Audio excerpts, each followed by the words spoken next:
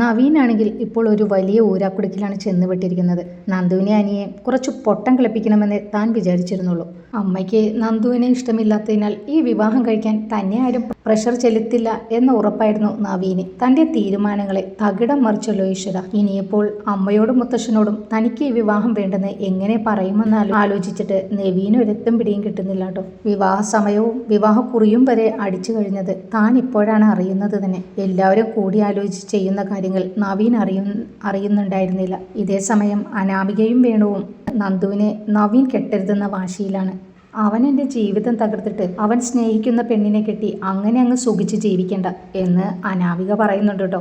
അല്ല മോളെ, നവീൻ കെട്ടില്ലെങ്കിൽ അവളെ അനി കെട്ടില്ലേ എന്ന് അനാമികയുടെ അച്ഛൻ ചോദിക്കുന്നുണ്ട്. അതിനെ അവളെ ഇവർ രണ്ടുപേരും കെട്ടാൻ പോകുന്നില്ല.